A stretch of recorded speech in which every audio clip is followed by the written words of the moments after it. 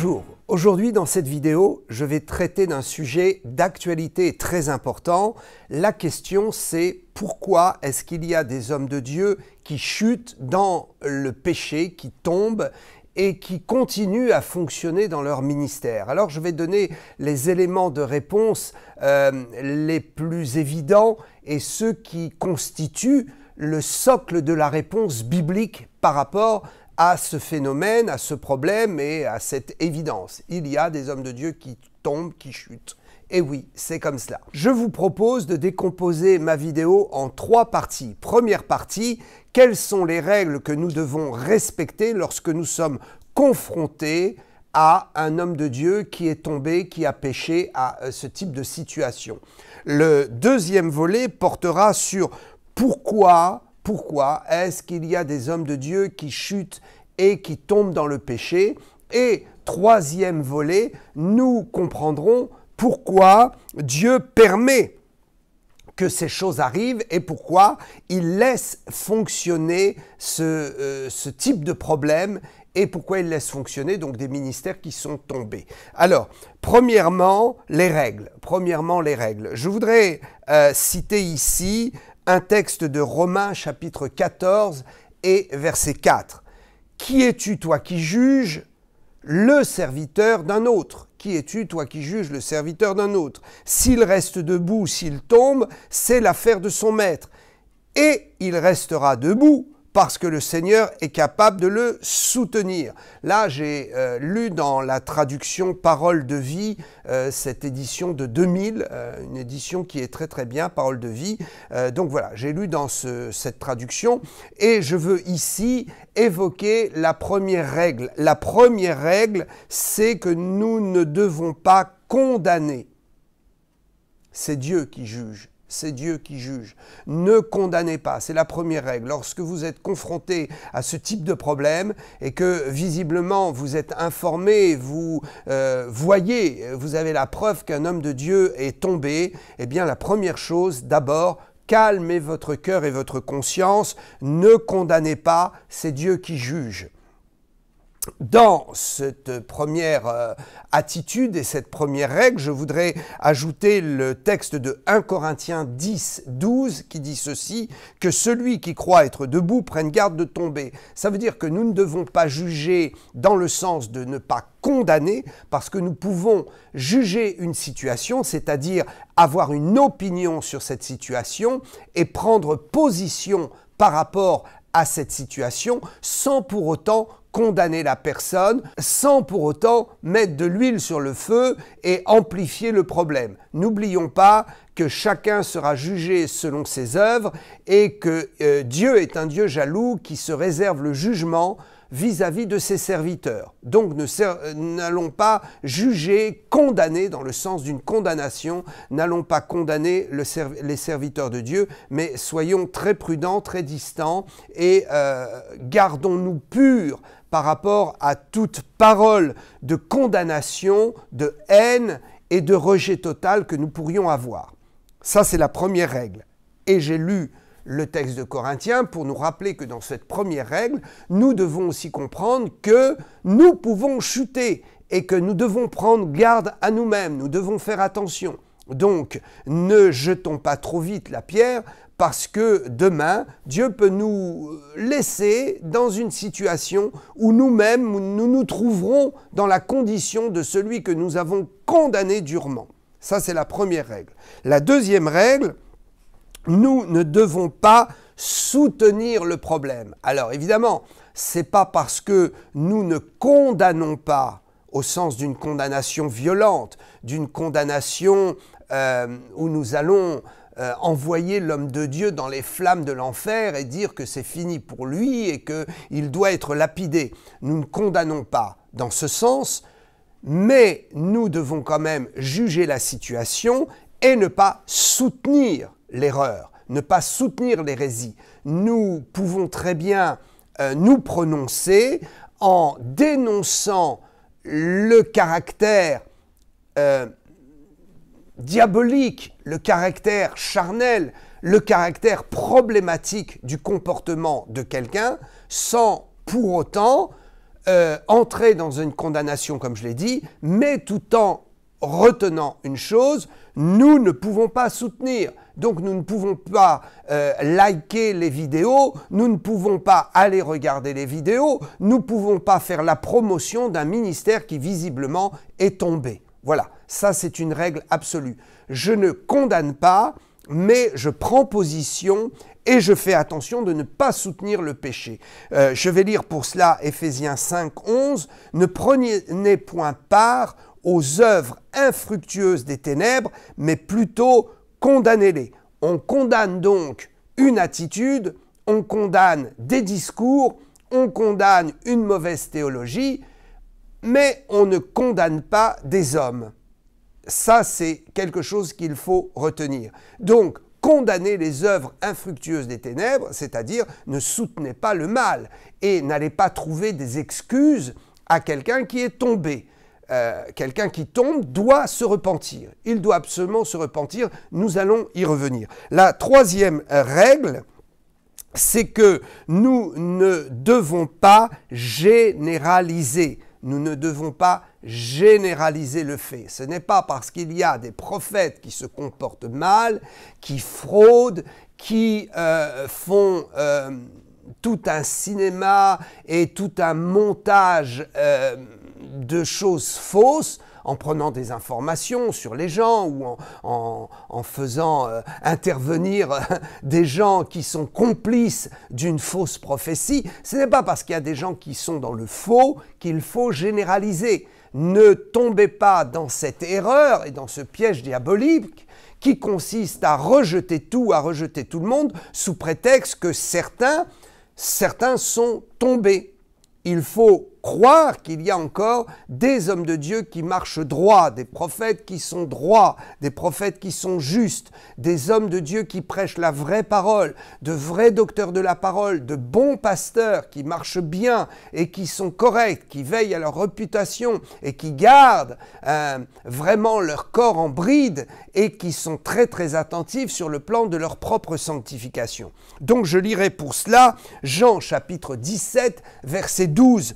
Jésus dira « J'ai gardé ce que tu m'as donné », il s'adresse au Père, « J'ai gardé ce que tu m'as donné et aucun d'eux ne s'est perdu, sinon le fils de perdition. » Alors il y a effectivement, il y a des pertes, il y a des gens qui chutent, il y a des hommes de Dieu qui vont tomber, c'est une évidence. Le fait d'entrer dans le ministère ne garantit pas que tout le monde va bien se comporter et que tout le monde va réussir à avoir un bon témoignage sur la durée d'ailleurs, parce que un homme de Dieu, il faut voir sur la durée quel a été son parcours, est-ce qu'il s'est comporté correctement depuis des années, voilà ce qui est fiable, voilà ce qui va rassurer. Donc il ne faut pas généraliser.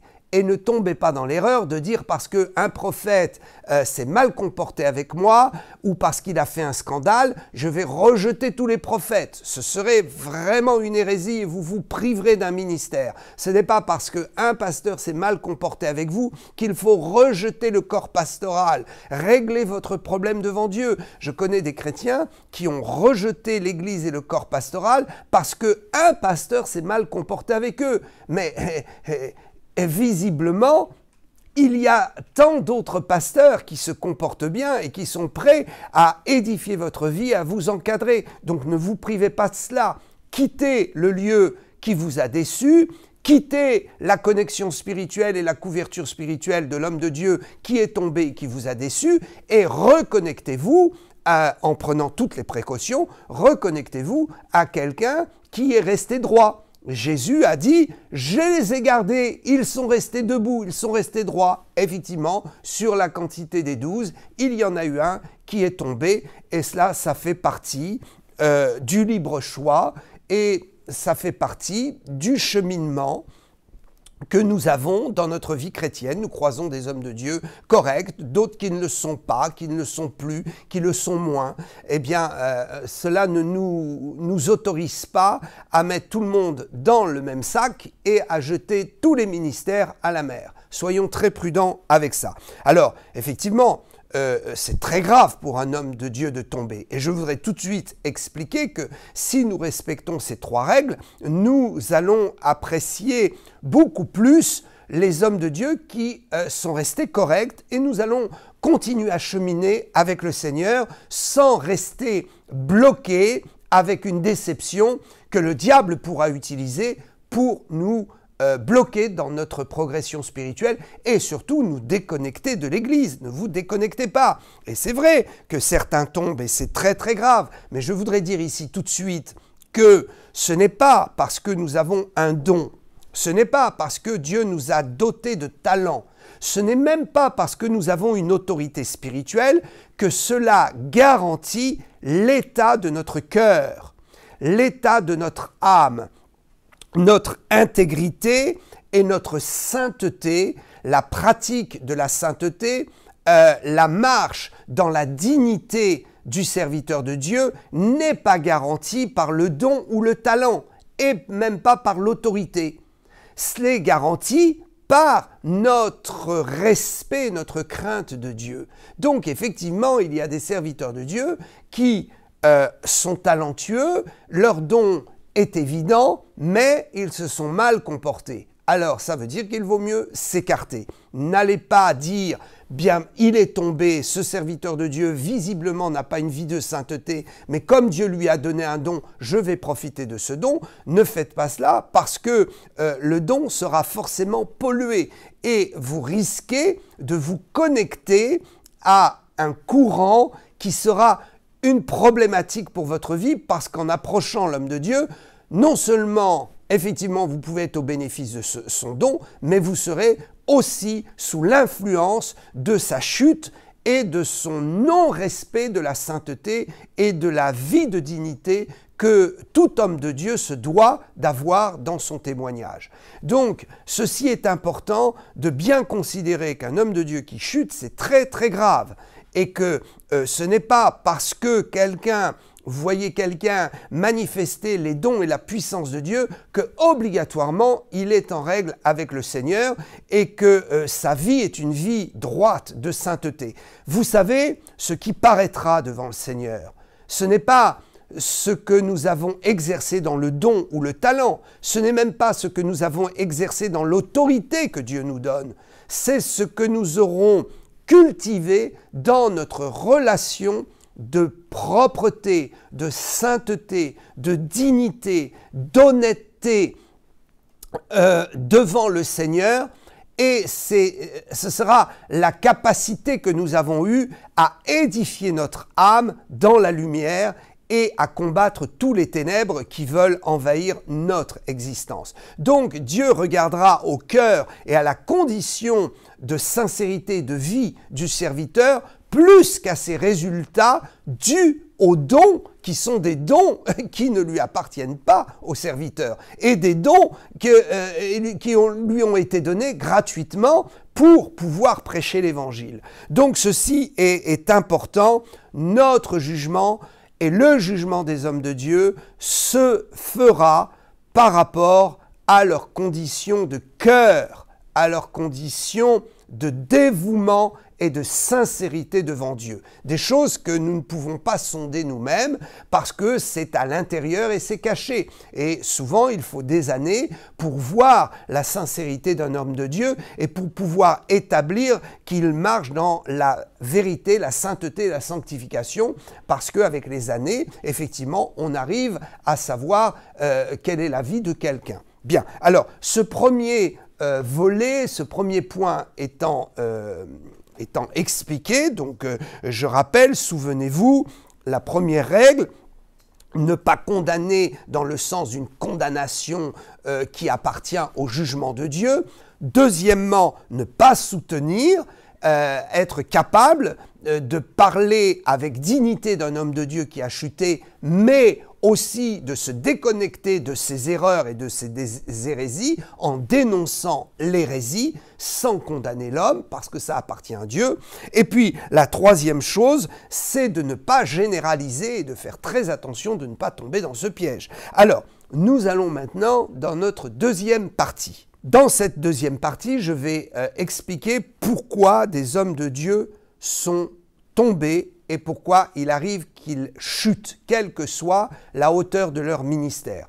Alors, d'abord, je voudrais ici, avant de détailler les 3 points, parce que j'ai trouvé dans la parole de Dieu 3 points essentiels qui sont le socle de l'explication de pourquoi un homme de Dieu peut tomber. Avant de dire cela, je voudrais dire qu'effectivement, des hommes de Dieu peuvent tomber. Alors, il faut effectivement faire la différence entre les chutes qui sont des chutes charnelles et les chutes spirituelles. Les chutes charnelles sont attachées à la personne, les chutes spirituelles, paradoxalement, bien que nous pourrions penser que la chute charnelle soit plus importante, non, la chute spirituelle est beaucoup plus importante parce qu'elle atteint l'édification des brebis et elle atteint cette sphère où l'homme de Dieu va prétendre conduire les gens quelque part. Donc si l'homme de Dieu a chuté spirituellement, c'est beaucoup plus grave.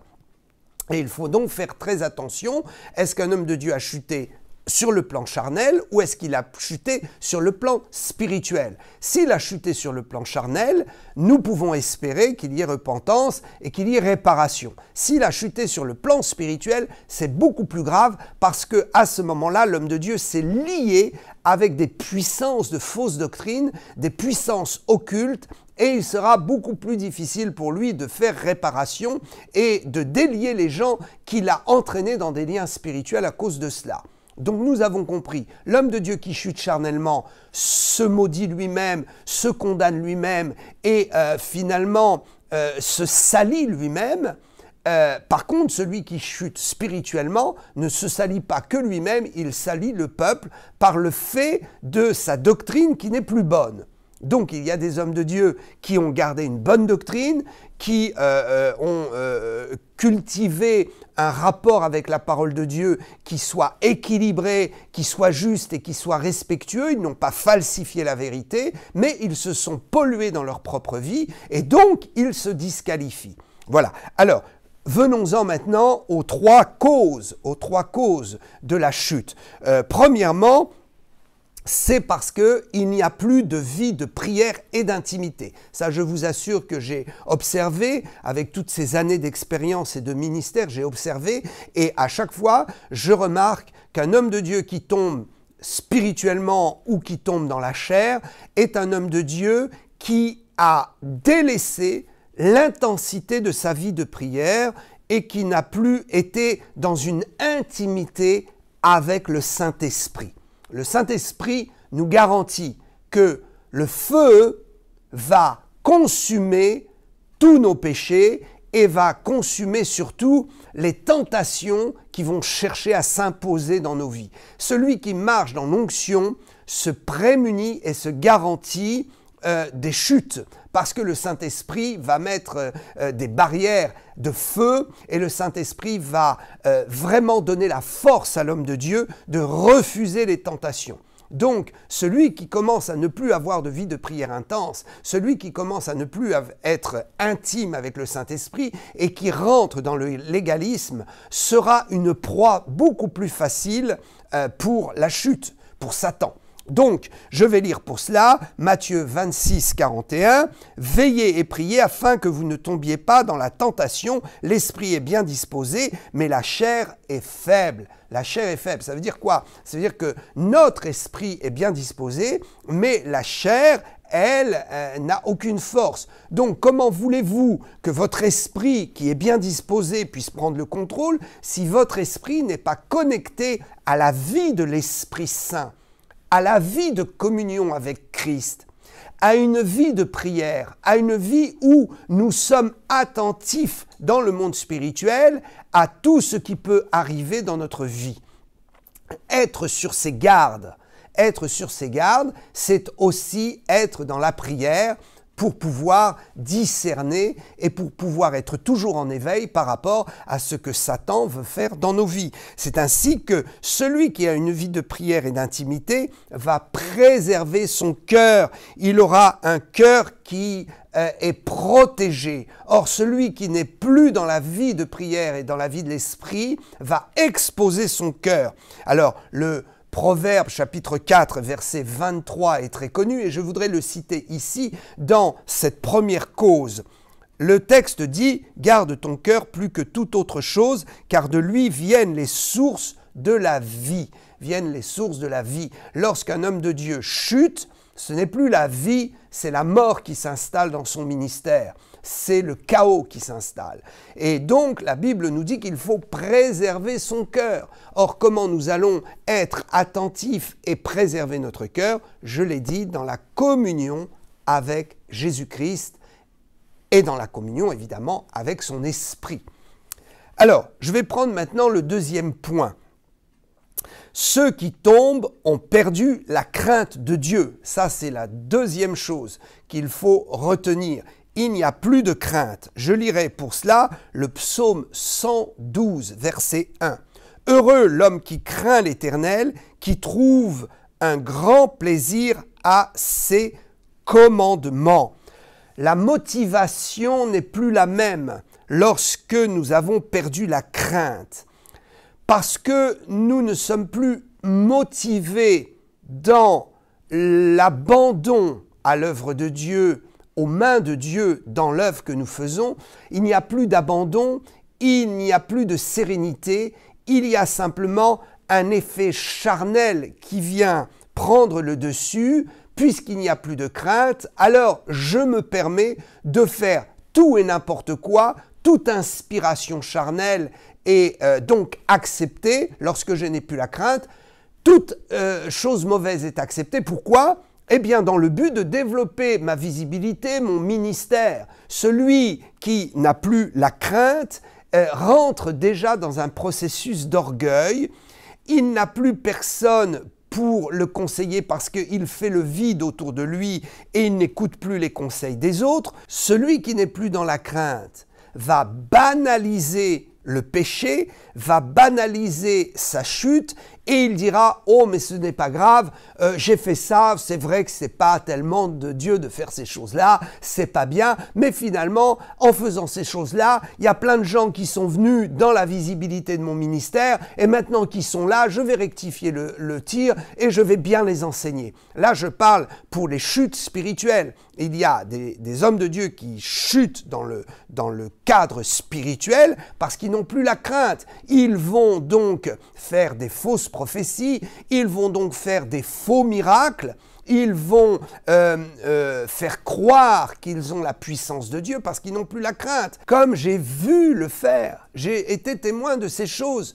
Il y a un malade qui est par exemple avec un déambulateur, qui n'est pas paralysé, et puis finalement qui peut marcher mais qui a un peu de douleur articulaire ou d'arthrose. Et puis voilà qu'on prie pour lui, on prie, on retire le déambulateur, et puis on le fait marcher, on dit « Alléluia, c'est un miracle, il marche maintenant », mais arrêtons le faux. Arrêtons. Et puis, faire croire aussi que des cancers sont guéris, faire croire que peut-être aussi certaines maladies qui sont cachées et il faut un rapport médical pour prouver qu'il y a guérison. Alors certains vont crier à la guérison, voilà, faisant croire que c'est bien parce que la personne est tombée sous l'esprit, mais il faut authentifier les choses. Donc, il y a des gens qui n'ont plus la crainte de Dieu, qui font des faux miracles, qui s'exposent comme cela et le but c'est quoi? C'est dire je veux briller, je veux avoir de la visibilité, je veux que mon ministère soit plus puissant aux yeux des gens.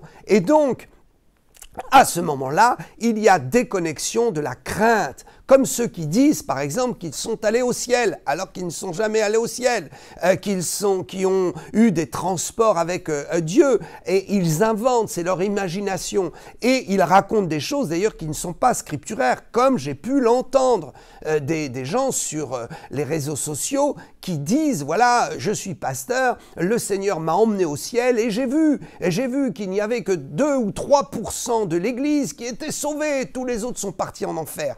Arrêtez arrêtons ces hérésies et arrêtons de vouloir faire le buzz en racontant n'importe quoi et surtout des choses que l'on peut renverser par la parole de Dieu en disant c'est faux, la parole de Dieu n'a jamais dit cela. Donc il y a des âmes faibles qui entendent certains témoignages et en fait ce sont des faux témoignages qui entraînent dans l'hérésie biblique. Donc ça c'est un homme de Dieu qui chute qui fait ça. Et pourquoi il le fait? Parce qu'il n'a plus la crainte de Dieu. Alors il y a aussi ceux qui chutent dans la chair, en commettant l'adultère, ou en volant dans l'église par exemple, ou en abusant de la crédulité ou de la confiance des chrétiens. Voilà, et donc ils vont chuter sur un plan qui est humain et charnel, et à ce moment-là, effectivement, nous pouvons constater que progressivement, ils ont été déconnectés de la crainte,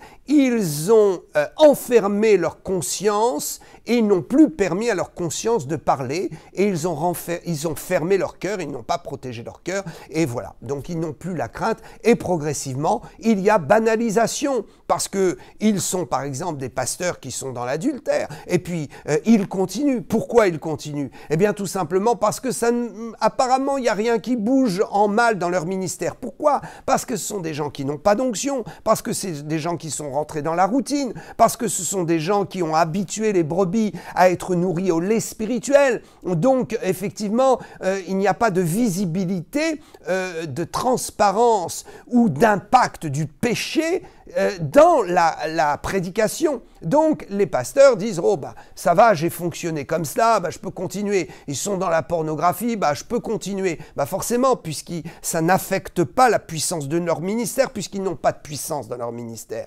Donc, ils banalisent et il n'y a plus de crainte. Voilà. Aujourd'hui, le péché reste le péché. Arrêtons de banaliser. Arrêtons de banaliser.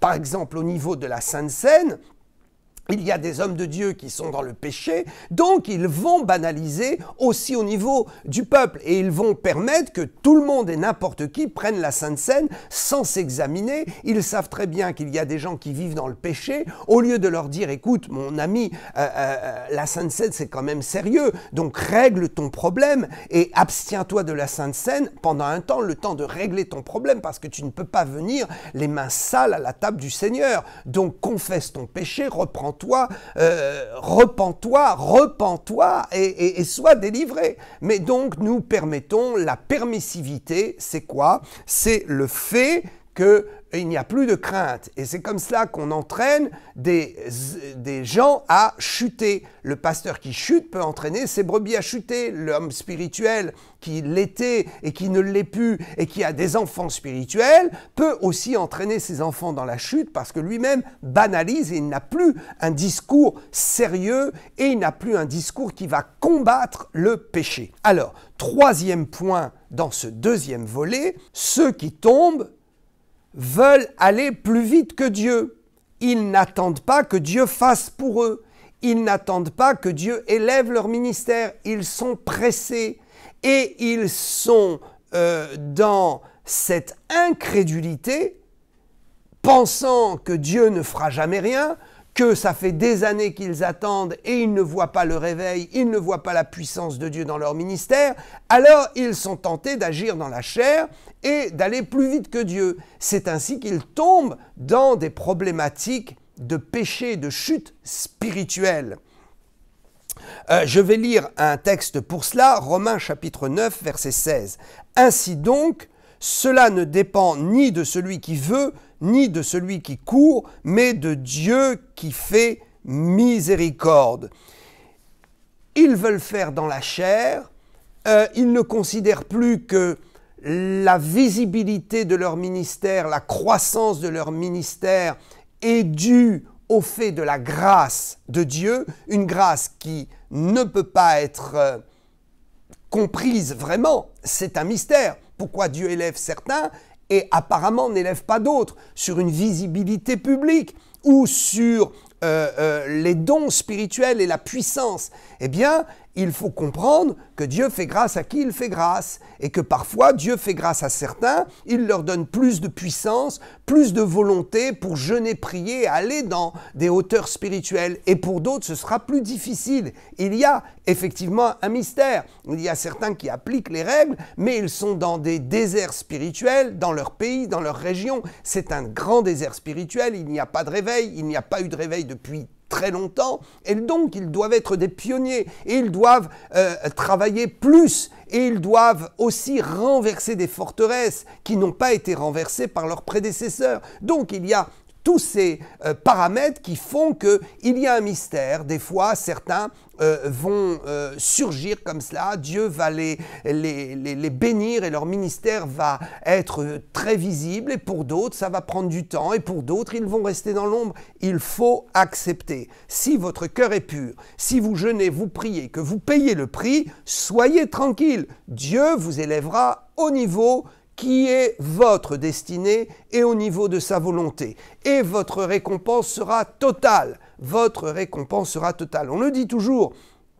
la récompense n'est pas proportionnelle à l'élévation de la montagne sur laquelle Dieu vous a placé, mais vos récompenses sont proportionnelles à votre obéissance et à votre foi, à votre abnégation. Donc ne cherchez pas à aller plus vite que Dieu, ne cherchez pas à faire ce que Dieu n'a pas fait. Donc il y a beaucoup de gens, de pasteurs qui tombent, d'hommes de Dieu qui tombent parce qu'ils n'ont pas veillé sur ce troisième point et ils se sont laissés piéger par la chair qui veut leur faire marcher plus vite que Dieu et qui tente à les faire marcher devant Jésus et non plus derrière Jésus. Donc voilà, sont des éléments de base. Croyez-moi que ces éléments sont très très sérieux et que j'ai remarqué que dans la plupart des hommes de Dieu qui chutent, que ce soit dans la chair ou spirituellement, nous retrouvons ces trois schémas. Alors il est vrai que le schéma numéro 2 et le schéma numéro 3 sont plus visibles dans les chutes spirituelles, mais nous les retrouvons aussi dans les chutes charnelles. Je vais passer maintenant à ma troisième partie, troisième volet de cette vidéo. Pourquoi est-ce que le Seigneur laisse fonctionner des ministères qui visiblement ont chuté? Alors, je vais répondre à cette question en 4 points. Sur ma première partie, j'ai développé 3 points. Sur la deuxième partie, j'ai développé 3 points également. Et sur cette troisième partie, je vais développer 4 points. Alors, je n'ai pas la prétention de pouvoir tout dire dans cette vidéo ou d'avoir toute la révélation. Mais croyez-moi que ce que je vous livre est le fruit de mon expérience, de mon ministère. Et très certainement, à partir de ce que j'explique, vous allez aussi pouvoir développer vous-même votre propre révélation. Et Dieu va vous parler. Parce que c'est comme cela qu'il faut faire. Méditez les versets que je vous donne, méditez sur les points que je vous donne et laissez le Saint-Esprit vous amener encore plus loin. Que Dieu soit loué pour la révélation qui vous permettra de ne pas tomber, parce que c'est le but de ma vidéo, c'est que vous ne tombiez pas, que vous ne chutiez pas. C'est possible de marcher droitement, c'est possible de ne pas tomber. Si la Bible dit qu'il faut veiller et prier, si la Bible dit que nous devons faire attention de ne pas chuter, ça veut dire qu'il y a un danger, mais ça veut dire aussi que nous pouvons rester debout et marcher une vraie vie authentique de sainteté devant le Seigneur. Donc, cette vidéo est faite pour vous aider à rester debout, à continuer la marche, à ne pas vous laisser impressionner par ceux qui tombent à droite et à gauche et à surtout comprendre les mécanismes qui vont vous permettre de juger des situations et de marcher dignement vous-même. Voilà, donc je crois que le Saint-Esprit vous amènera dans des expériences et que vous irez plus loin que ce que je suis en train d'expliquer. Alors, troisième volet, 4 points à détailler. Premièrement, Dieu permet et laisse des ministères fonctionner alors qu'ils ont chuté et que leur chute soit visible ou pas, c'est le même principe. Dieu les laisse fonctionner pour leur permettre un temps de repentance. Et c'est là où, sur ma première partie, j'ai expliqué qu'il ne faut pas juger un homme de Dieu qui tombe.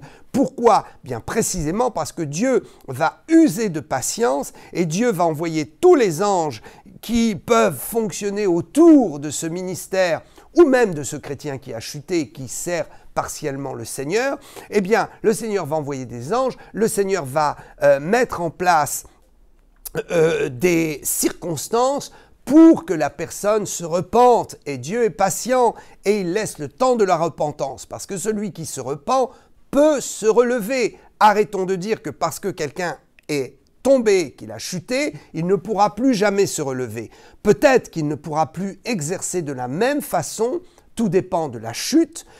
Peut-être que Dieu ne lui accordera plus la même grâce, mais toute chute peut connaître un relèvement s'il y a repentance. Donc Dieu laisse un temps de repentance et Dieu met en place tout ce qu'il faut pour que la personne puisse entrer en elle-même, se juger elle-même, comprendre. Il m'est arrivé d'écrire ou de parler à des hommes de Dieu qui sont tombés dans des péchés qui ont été visibles ou d'autres qui ne sont pas publics, mais dont j'ai eu connaissance. Et donc, je suis allé pour leur porter le message de la repentance, du renoncement et de l'espoir du relèvement. Et parfois, j'ai vu Dieu relever merveilleusement certains hommes de Dieu et certaines servantes de Dieu. Et d'autres fois, j'ai vu d'autres qui s'obstinaient, qui n'ont pas été relevés parce qu'ils n'ont pas voulu se repentir. Alors, je lirai ce texte très bien connu, qui est pour nous et qui est pour tous serviteurs et servantes de Dieu. 1 Jean 1,9. Si nous confessons nos péchés, il est fidèle et juste pour nous les pardonner et pour nous purifier de toute iniquité. Cela, c'est valable pour le pécheur qui vient et qui découvre Dieu et qui se convertit, mais c'est valable aussi pour ceux et celles qui sont en Christ et qui peuvent connaître des moments de faiblesse.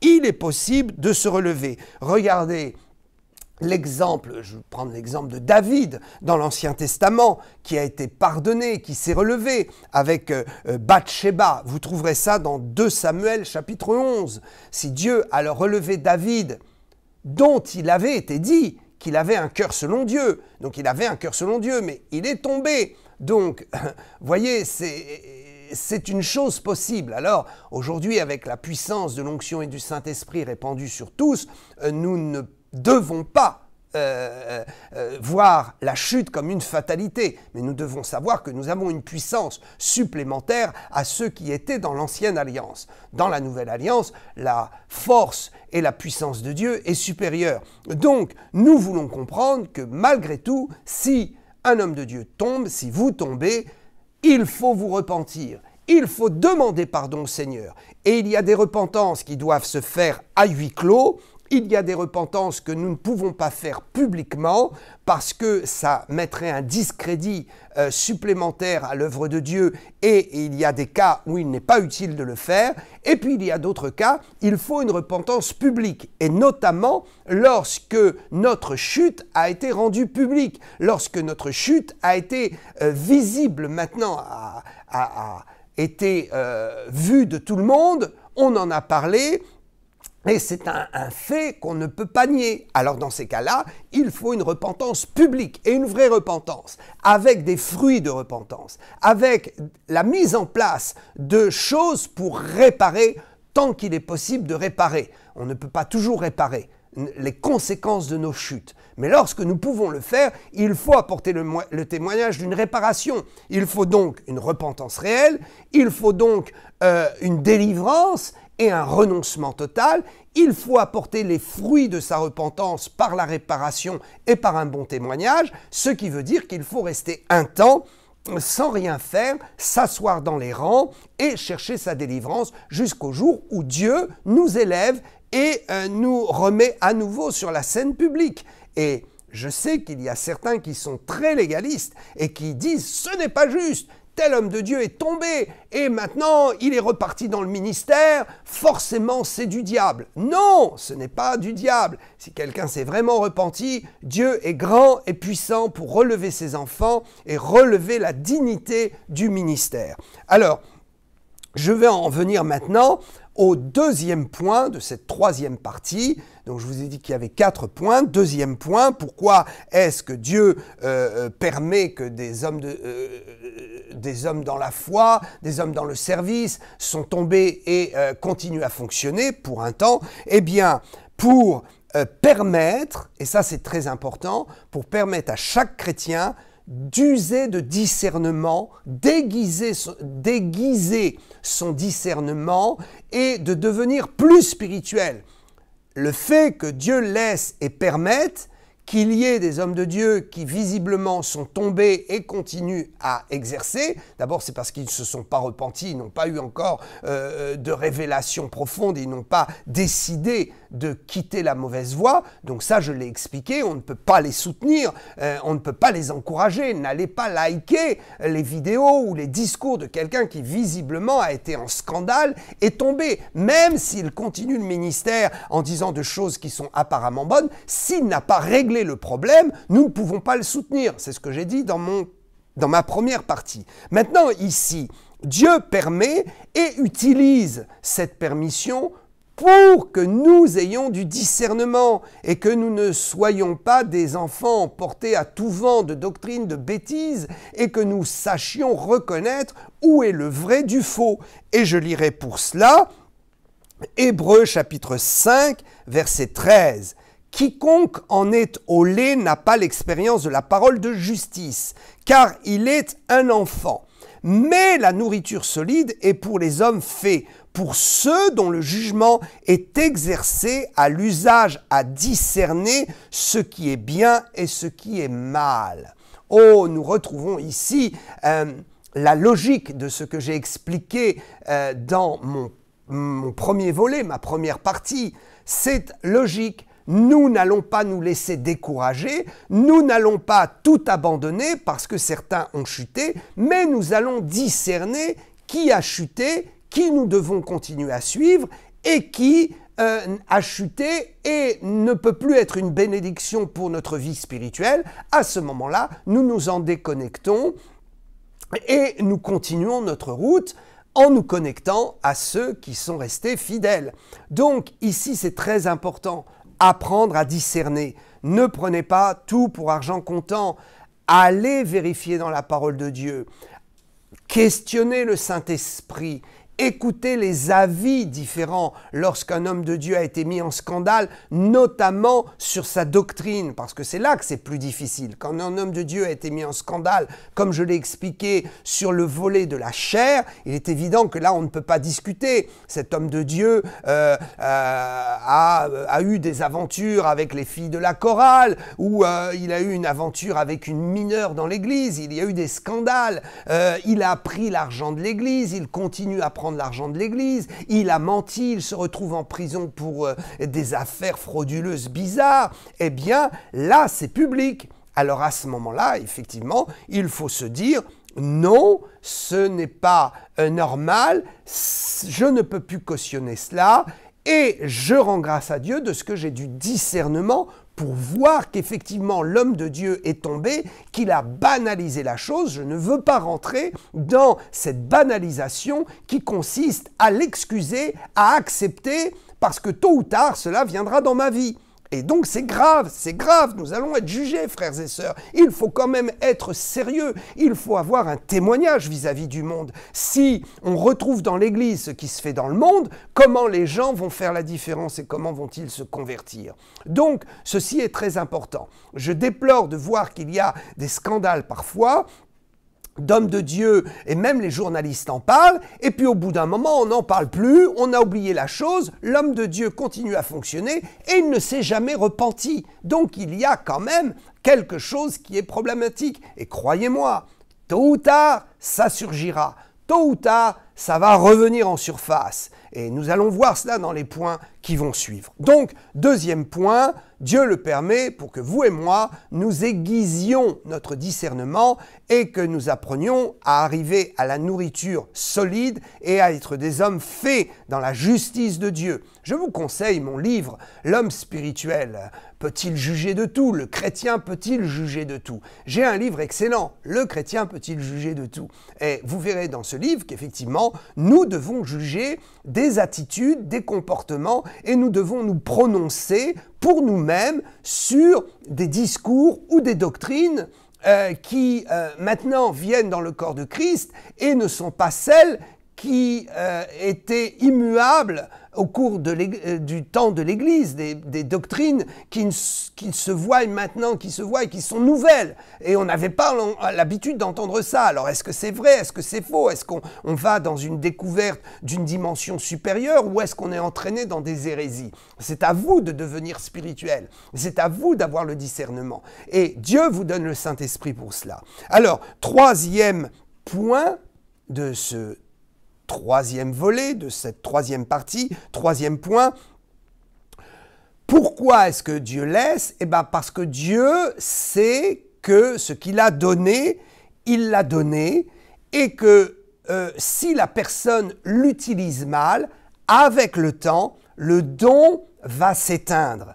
Je lis pour vous Romains 11, 29. « Car Dieu ne se repent pas de ses dons et de ses appels. » Voilà ce troisième volet. Dieu le permet parce que ce qu'il a donné, il l'a donné et il sait très bien que si la personne ne se repent pas et continue, le don va diminuer et de toute façon, le corps de Christ et les chrétiens vont avoir beaucoup plus de discernement et de lumière et avec le temps, les choses deviendront évidentes. La fausse doctrine sera dénoncée, les hérésies seront dénoncées, les comportements charnels de certains hommes de Dieu qui abusent du peuple viendront en lumière et cela sera une cessation de leur activité dans le corps de Christ. Je crois que le Seigneur vient bientôt et que très bientôt les scandales seront nettoyés du corps de Christ. Alors je voudrais pour ce troisième point vraiment que vous reteniez une chose, c'est que Dieu ne se repent pas de ses dons et comme je l'ai dit précédemment, ce n'est pas le don, le talent ou l'autorité qui va prouver de la sincérité et de la vie de sanctification d'un homme de Dieu, ce sont ses actes, son témoignage et ce que l'on peut voir de sa vie et de ses fruits spirituels dans l'édification. Parce qu'il y a les fruits dus aux dons et aux talents et il y a les fruits dus à notre vie de sanctification qui vont permettre un discours clair de sanctification qui va amener les gens dans l'édification et dans la croissance. Alors, je vais aller maintenant au quatrième point. Pourquoi est-ce que Dieu permet? Eh bien, tout simplement parce que Dieu sait qu'à un moment donné, le feu va faire le nettoyage. Le Seigneur prend son temps. Il prend son temps, comme je l'ai dit au point numéro 1, parce qu'il attend que la personne se repente. Dieu également permet que, à travers cette attente, comme je l'ai expliqué, nous puissions en tirer du discernement. Et puis, Dieu sait aussi que ce qu'il a donné, il l'a donné, il ne peut pas le reprendre avec précipitation. Cela va prendre du temps. Donc nous arrivons à notre quatrième point qui est logique. Dieu sait qu'à un moment donné, ça va cesser. À un moment donné, il va y avoir du nettoyage. Et pour cela, je voudrais vous entraîner dans une explication très spirituelle. 1 Corinthiens 4, 5. 1 Corinthiens 4, 5. Ne jugez de rien avant le temps, jusqu'à ce que vienne le Seigneur, qui mettra en lumière ce qui est caché dans les ténèbres et qui manifestera les desseins des cœurs. Alors chacun recevra de Dieu la louange qui lui sera due. Ce texte nous parle de deux choses. Première chose, il y a des choses cachées. Dieu va les mettre en lumière. Deuxième chose, il y a des choses qui sont connues partiellement ou en totalité. Dieu révélera que l'intention des cœurs était mauvaise et que ces scandales et que ces dérives et ces chutes n'ont pas pu produire et ne peuvent pas produire l'édification des chrétiens parce que celui qui exerce le ministère dans sa chute, étant tombé, va être dans une attitude de cœur qui ne sera pas totalement pour le Seigneur, mais qui sera pour son propre royaume et pour lui-même. Il veut briller. Donc, premier point de ce texte, deux choses différentes. Deuxième point de ce texte, très important, tout paraîtra quand le Seigneur vient. Cela veut dire que lorsque l'Église sera enlevée, effectivement, Dieu mettra en lumière tout et nous serons surpris de voir des hommes de Dieu qui ont exercé le ministère et qui avaient une vie abominable de péché qui était cachée, et nous verrons que tout leur sera ôté et tout leur sera pris de leurs mains. Ils n'auront aucune récompense et nous dirons, mais comment cet homme de Dieu qui avait une méga church, qui a été sous les projecteurs et qui prêchait bien l'évangile, comment se fait-il que maintenant que l'Église est enlevée, que nous voyons les choses telles qu'elles sont et que nous avons la révélation des cœurs et que nous voyons qui a des récompenses et qui en a pas, eh bien nous comprendrons que certains ministères ont fonctionné dans la fraude et que Dieu les a laissés fonctionner parce que finalement Dieu s'est servi d'eux. Ils pensaient servir Dieu, mais Dieu s'est servi d'eux. Et Dieu n'a pas voulu qu'une grande église tombe ou qu'il y ait un scandale qui fasse que les brebis faibles abandonnent l'évangile. Donc Dieu a laissé l'homme continuer. Mais finalement, sa vie était abominable. Et au ciel, il sera dépouillé, il sera dans la honte, et toutes ses œuvres disparaîtront.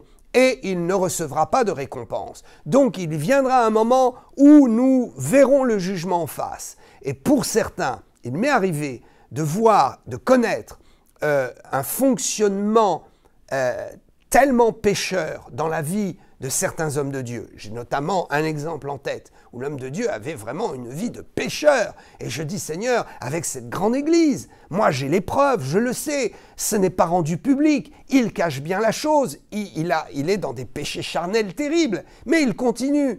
Et voilà que cet homme maintenant est mort et que quelqu'un a pris le relais de l'Église. Et je dis, mais Seigneur, du temps de son vivant, alors ça n'a jamais été révélé. Alors les gens ont continué à être bénis. Oui, le Seigneur m'a dit, parce qu'il n'était pas dans une hérésie spirituelle, il était dans une chute charnelle. Et donc, dans cette chute charnelle, j'ai préservé les chrétiens, et comme je me suis servi de lui, eh bien, il a fonctionné. Mais ce qu'il sera au ciel sera terrible, parce qu'il sera dépouillé de toutes ses récompenses. Donc, ne soyez pas trop envieux de ceux qui sont sur les projecteurs et de ceux qui sont sur les hauteurs, parce que parmi eux, effectivement, il y en aura qui seront dépouillés. Je ne dis pas tous. Nous nous souvenons, n'est-ce pas, qu'il ne faut pas mettre tout le monde dans le même panier et dans le même sac. Et nous nous souvenons que s'il y a du faux, il y a beaucoup plus de vrai.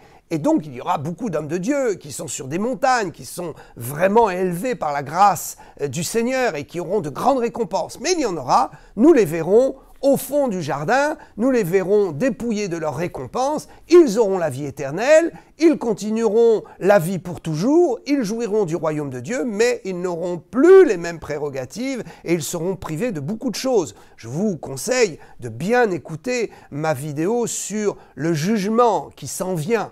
Dans cette vidéo, j'explique bien ces choses-là. Alors, c'est toujours sur ma chaîne YouTube, naturellement. Alors, nous sommes ici dans ce 4e point, et c'est très intéressant de comprendre que Dieu va donc juger au moment de l'enlèvement.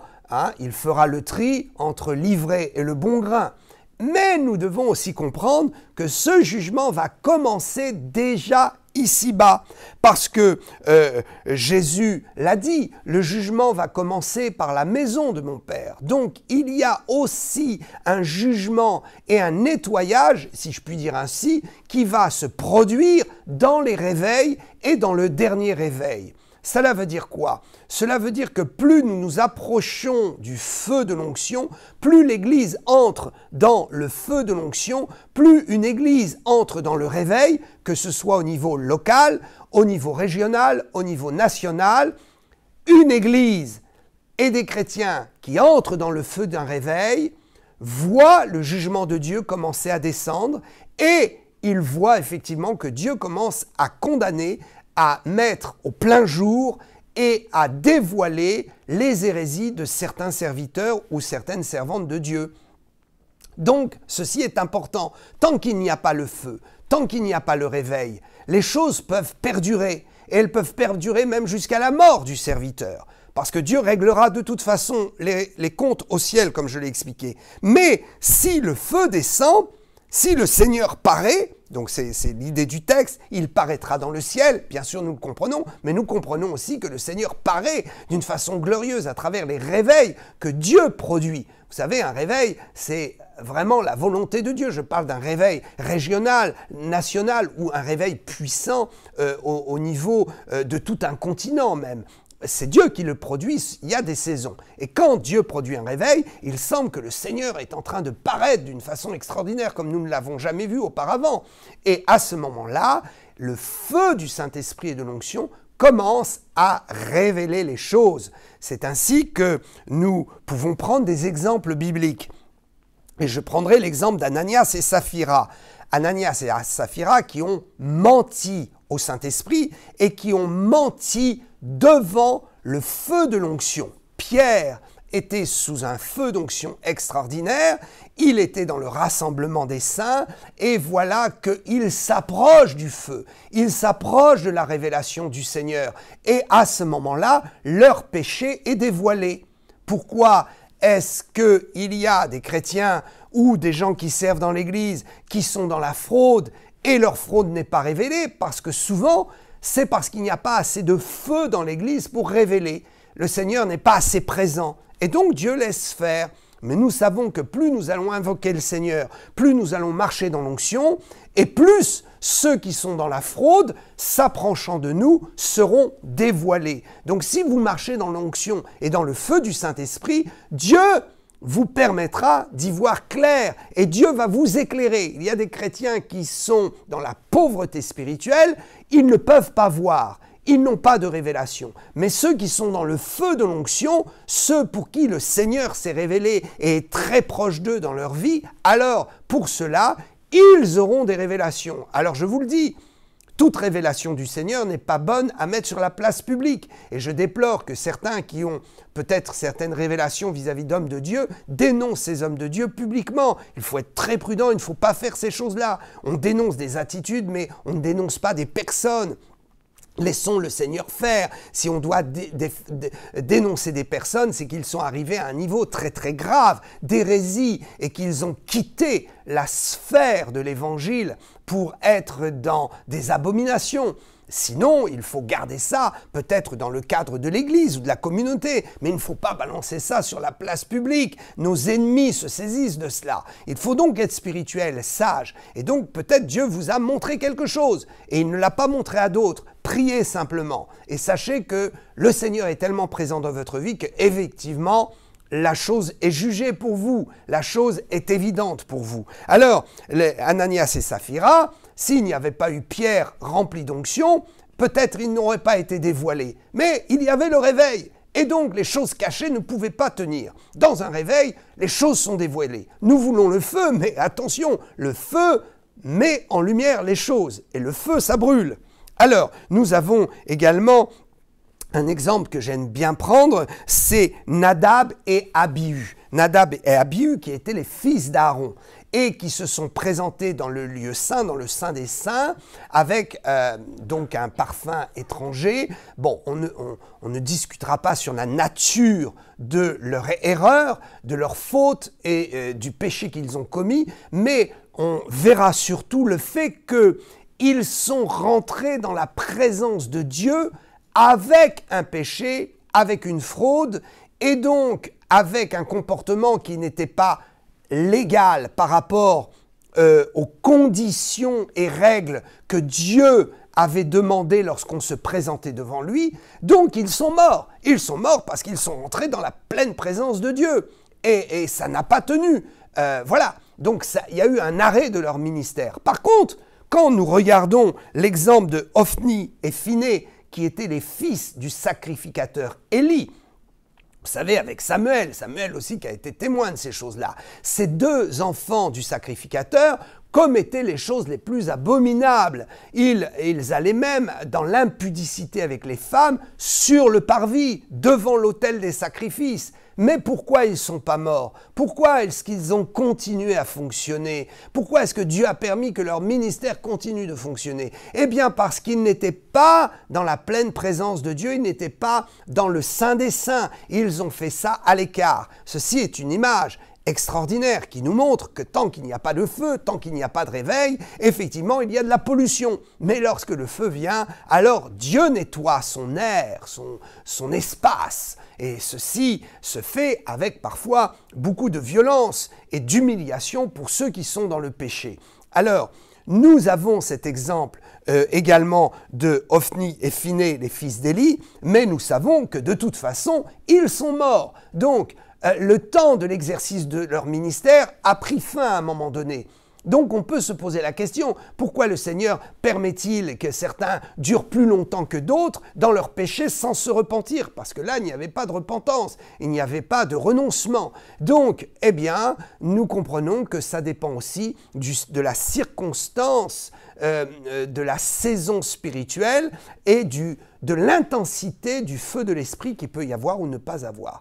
Voilà, j'espère que ces explications vous ont permis d'avancer, de comprendre certains mécanismes. Priez le Seigneur, ayez de la compassion, priez pour ceux qui tombent, qui chutent, soyez des porte-paroles de sagesse auprès de ceux qui sont tombés, que Dieu vous a montré, qu'ils puissent entendre votre discours. Et même si vous êtes une simple brebis, vous pouvez relever un serviteur ou une servante de l'Éternel. Parce qu'un homme reste un homme.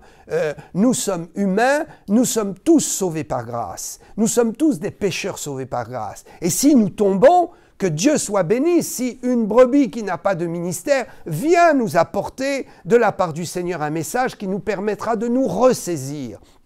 Donc, il ne faut pas hésiter à le faire. Il faut le faire dans le respect des autorités, dans la dignité des autorités. Il ne faut pas le faire publiquement. Il ne faut pas humilier un homme de Dieu, hein, comme j'ai peut-être vu certains aussi le faire, se lever dans l'assemblée ou devant tout le monde, condamner et dénoncer le pasteur. Il faut de la sagesse quand même. Il y a un processus. Si ton frère a péché, prends-le entre lui et toi. Ensuite, va voir les anciens, discute avec les anciens. Et les anciens prendront décision s'il faut que ce soit public et s'il faut passer à la troisième étape. Que Dieu nous aide dans toutes ces choses. Je vous souhaite vraiment toute la bénédiction du ciel et je vous dis à bientôt pour une autre vidéo.